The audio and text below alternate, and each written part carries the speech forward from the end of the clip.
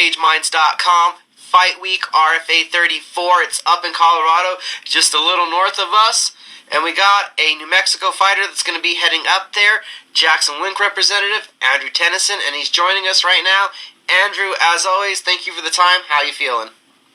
I'm feeling good. Thanks for having me. A year since you've been able to get into a fight. What's the emotions and excitement like for you just to be able to get back competing? Yeah, 11 months and like 12 days or something like that. Not that you're counting? It feels good. It feels good. I've been waiting to get another fight. I was hoping that I'd get some in New Mexico, but I was lucky enough to get on this card. Ricky Conestetti has a whole bunch of connections. He's the matchmaker and promoter for the Jackson MMA series, but he got me in contact with RFA, and I'm going to try and do my best in front of a TV audience. A TV audience, nationally televised card, a big stage like this. When you heard it was RFA making you an offer, how pumped did that get you? I was excited, scared, all the mix of emotions that come with having a fight. But this is what I do. I mean, I'm training to reach higher levels, and eventually when you reach higher levels, you're going to end up on TV. So it's really good. So is that kind of... Did you see the light at the tunnel right away? It had taken so long, again, to find the next fight and for it to all come together, but a big opportunity and a big stage like RFA makes it worth it? I think so. The thing is, when you're a martial artist, you can go, well, I'm just going to be a fighter, and if I'm not fighting, then it's like I'm wasting my time. But if I'm a martial artist and I'm trying to get better the whole time, it's okay that I don't have a fight every month or two. So. And we know you, the consummate martial artist, constantly in the gym, but after this layoff, with it being the 11 months and so, did you notice for this camp anything? Was there a new intensity or anything, or was it still just that business at hand? I think it's just basically the same grind. You keep on trying to improve every day, and you keep working every day. I try to eat well when I'm not off, when I don't have a fight, so the cuts are never too hard. I don't want to drop more than like 30 pounds or something. That'd be pretty creepy. They're scary. And, so just the same thing, just grinding, learning, becoming a better martial artist. And weight cuts, those are a scary thing. So, have you hit any of those points? Has it got to the point to you where it's been scary? I know you were telling me before you feel, again, this is the best weight cut that you've had. Where have you been in that? Well, the thing is, I'm so against weight cutting. I think it's like one of the worst things about the sport. Recently in ONE FC, someone died weight cutting. I know multiple UFC cards and fighters have been hurt trying the weight cut really hard. Sometimes they faint, fall down. Other times they just end up damaging their kidneys. Now the UFC doesn't even allow IVs, and I never used IVs, so it doesn't really bother me, but that adds another complication to fighters. I just wish that we would get rid of it, and so we just fight more to our natural weight. But I just try to be really smart about it and have it be a diet thing and not a dehydration thing. I'm sure the last couple of weeks you've really been in focus with your camp. Did you see, though, that ONE FC has done a reform for their weight classes, and they're talking about now doing a walking weight system where fighters have to check in, and they're gonna, have to fight basically just a diet kind of lifestyle because they're gonna be checked on all the time? Yeah, I believe they have like a week where they're getting monitored for hydration and just body function and everything else. So I think that'd be really great. It's just more work for the promotion, but I think everyone wins in the end. The promoters are going to get more fans because the fans are going to get to see better fighters. I mean, we saw Carlos Condit and Robbie Lawler go at it, but that was after they cut weight. They were exhausted at the end of 5 rounds. But if they didn't have to cut weight that whole time, how amazing would that fight have been? Could have been even better. Right. I always look at the thought of a guy like Frankie Edgar. for a long time his huge success at lightweight, and notably was cutting 2, maybe 3 pounds, skipping a meal to make weight, essentially. Mm-hmm. And he also had lots of skill with wrestling, which is one of the great equalizers when it comes to size disadvantages. Other people who are just more strikers, or maybe they're just trying to grind people against the cage, they would have more of a disadvantage if they didn't cut weight. So it's horrible. It's a prisoner's dilemma. If you don't cut weight, someone else is going to cut weight and overpower you. So you both end up cutting weight and both end up being weaker than if you just fought at a higher weight class. Well, that's one of the things I've always wondered about, and I've never competed myself, obviously, but I've heard doctors talk about that a lot of people that do the serious weight cutting, they dehydrate themselves to a point where there's no way you could be fully rehydrated in one day. It takes several days. So in an aspect like that, is there any advantage? Is that anything that you've heard from the other guys? Is there any advantage fight night if you're that depleted? Or is it a mind thing? It depends on who it is. It depends on how their weight cut was. It depends if they get an IV or not. It depends if they finish the fight earlier or if it goes on later. There's so many different factors involved. I just wish, again, we could have a 1FC kind of thing. And we got to see how that goes. It might not work. It might be too much trouble, and they might end up saying, well, we have to have cuts again. Yeah, monitoring people and who can really stop them from doing what they're doing. They're going to say they're one weight or another. Numbers could be fabricated probably, I bet, a little bit on each side. So it's something to pay attention to. But for you, fighting at featherweight, and we know you're taking some fights at lightweight, where do you try to keep yourself at when you're, this whole time, this last year, outside of being active but trying to be active? Probably in the 160 to 170 the whole time. I maybe get a little bigger when I'm around Thanksgiving, but... Just Thanksgiving? Yeah, just Thanksgiving. Well, I already knew about my fight around Christmas time, so I was like, I can't eat too much. No. Hate it. But afterwards, I already got the meal plans. I know exactly what I'm going to eat when it comes to cheating bad food. Cheating bad food? What's a cheating bad food? Because that's like gold. That's what everybody really wants to know. Yeah, well, I've talked about it before. I love waffles. Ooh, waffles. And I have a waffle iron that makes 2 waffles at the same time.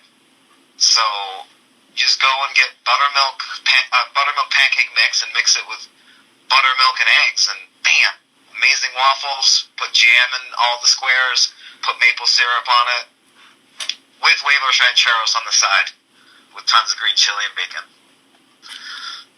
That's the best. Now, as you're heading, we know that's what you're going to be celebrating with. But you're heading into this fight with Cory. What do you know about him heading into the fight? I mean, record 1-0, a solid amateur run. What do you know about him? Well, he seems like he's a really well-balanced martial artist. He comes from Grudge, and Elevate, and some other teams. So I'm thinking has a good ground game, a good stand-up game, good wrestling. He seems like a good person too. So we got 2 cool people. It's gonna be and he finished his first pro fight. I finished all my pro fights. I hope we put on a really good show. And so, win or lose, people get to see what mixed martial arts is about. A random tidbit I saw on him actually out there was that he's training with that team Elevate, and that he was one of the main partners for TJ Dillashaw, who's fighting on Sunday, defending his UFC bantamweight title. So just throwing that out there. For you over this last year, we know you want to improve everywhere, but where have you felt that you've had the most gains? Probably in my wrestling or in kickboxing.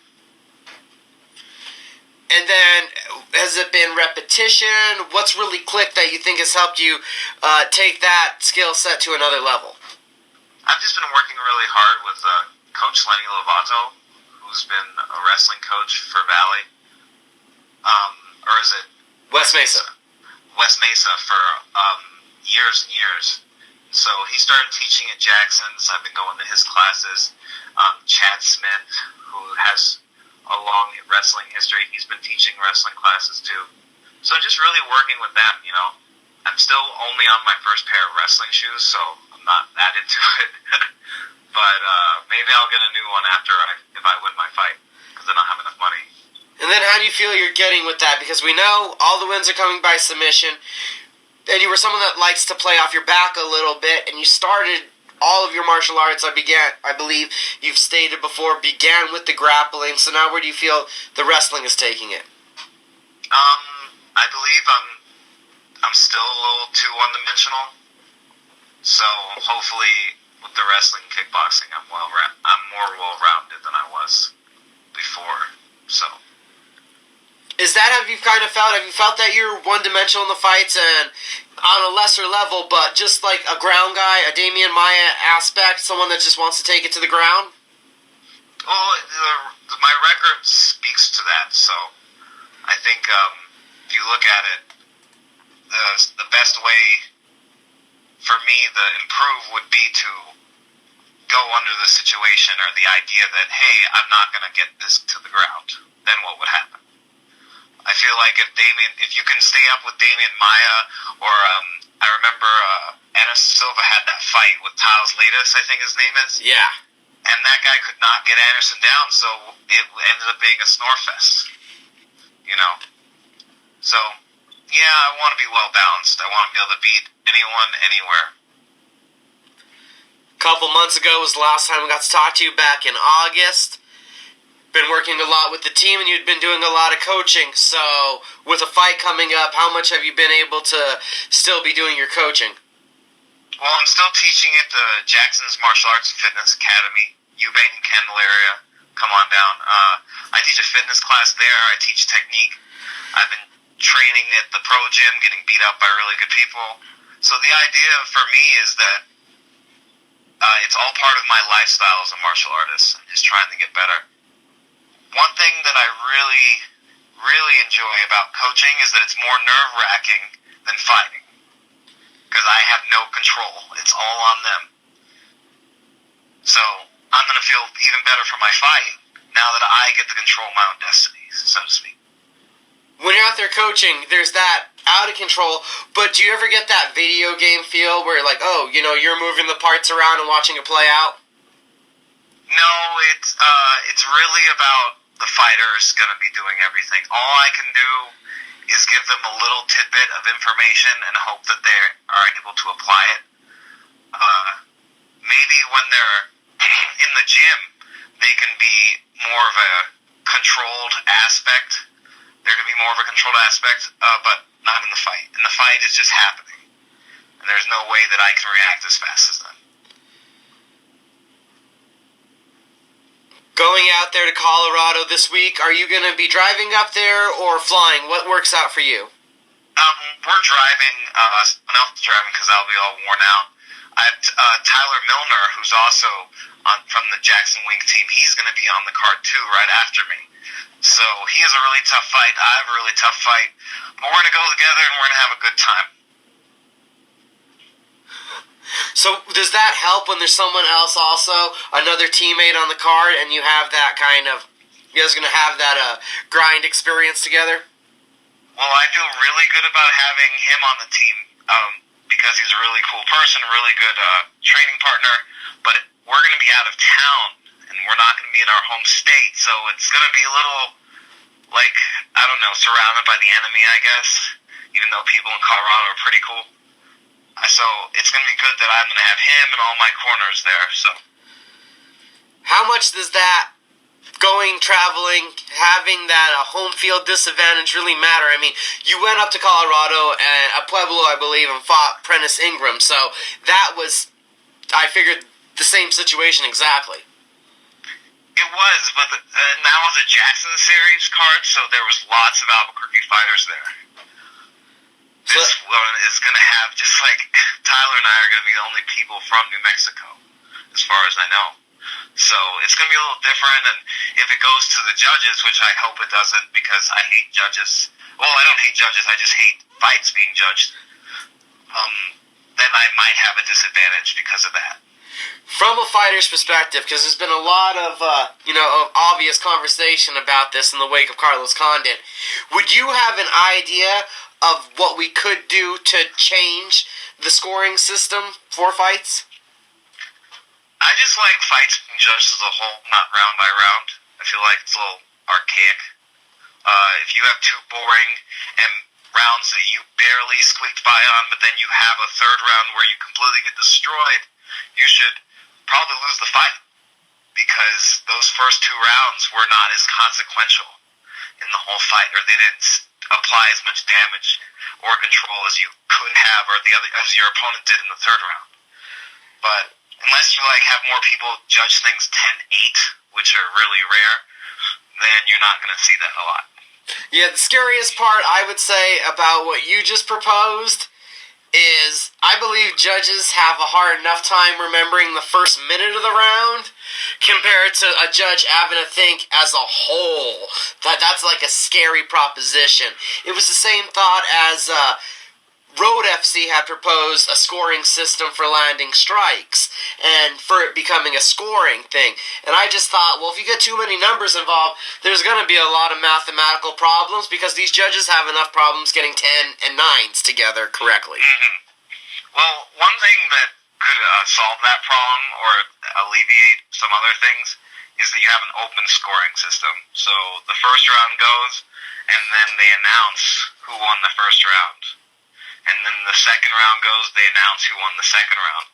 So when you're having a close fight, like Carlos Condit versus Robbie Lawler, everyone will already know what the score is going into that fifth round.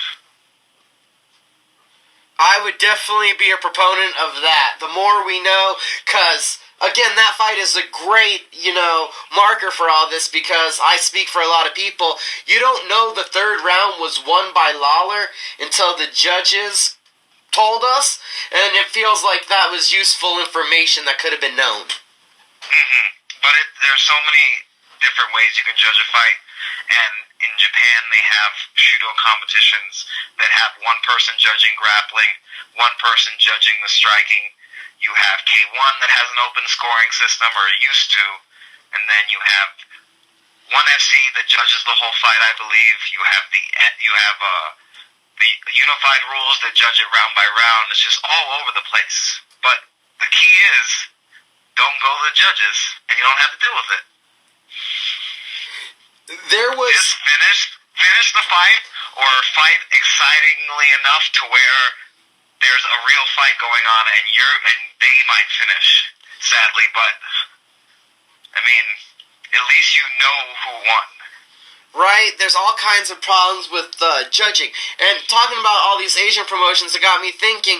Also, there was Ryzen, and they had their event back for New Year's, and they went with some of the Pride rules, and even that 10-minute first round. Would that be something you'd be interested in? Would you accept a fight with those kind of rules? What, 10-minute first round and Pride rules? Yes, I would. That sounds amazing. Just has to be the right opponent. I'm not going to be like that giant Indian guy that fought Fedor.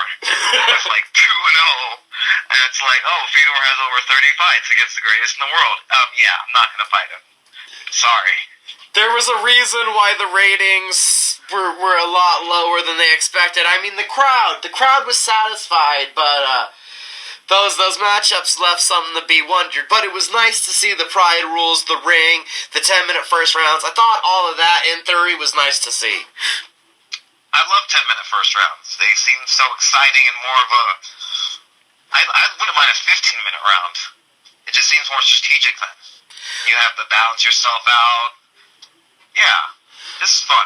What about, would that be something, you think could that catch waves if a promoter was to put that together? You're going to do one round. It's 15 minutes. That's the fight.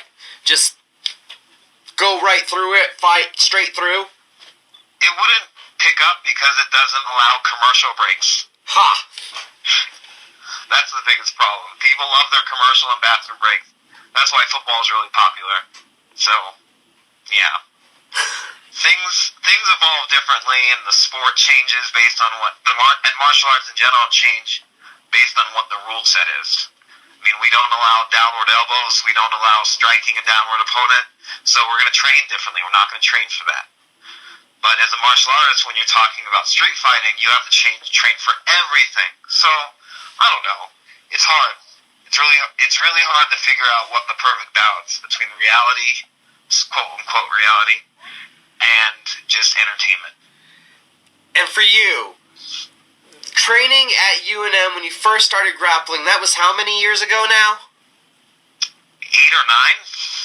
So in this decade of your martial arts journey so far, and just looking at the MMA side of it, what do you think's been the biggest evolutions in the game? Probably just how dominant wrestlers have been in the United States. And with that, I feel that there's kind of been a striker's revolution over the last year. Do you feel any of that from what you guys have been seeing in the gym? To a degree, but I think it's mostly just that the strikers are really good wrestlers too. Everyone's well balanced, of course, but I feel like you'd have one-dimensional wrestlers back in the day who could just grind people out, but now they're just amazing strikers on top of it. So the next story that in the next 5 or 10 years is going to be the rise of Russia and China as MMA powerhouses, possibly, especially Russia and former Soviet bloc countries. It's just there's so much talent there, and there are not a lot of opportunities outside of the Olympics. So for wrestlers and everyone else, so I think they're going to be traveling over and training and be getting championships all over the world. The Kazakhstan, Russian fighters, I know we've seen a huge influx of them even here locally, so I can understand that, but where did you get this feeling from the Chinese mixed martial artists? Well, the thing is, China has 1 billion people, a strong martial arts history, and in the past few years, the UFC has started investing in Chinese fighters, and so has some BJJ schools. So you're going to see MMA in China become more popular, I believe.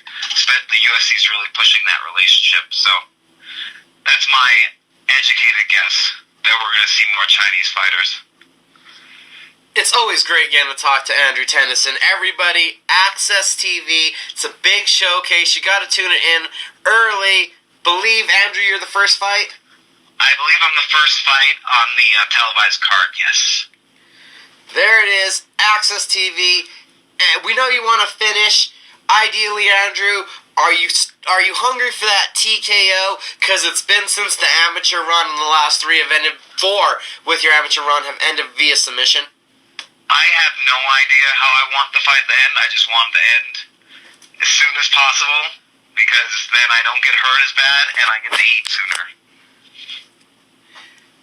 Eating sooner, we know you're the big food fan. You're getting to travel, that's the perk.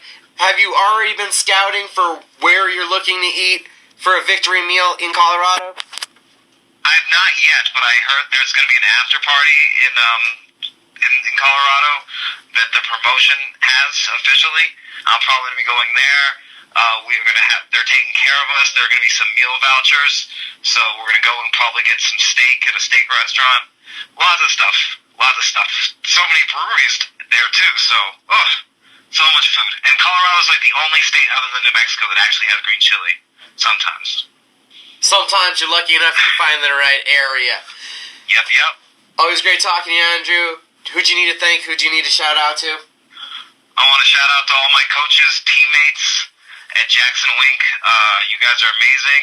Guys and girls are amazing. I'm going to do my best to help you, to have you guys be proud of me and proud of all the help you've given me. So thank you. Thank you for the time. Bye. Thanks, Micah. Thank you.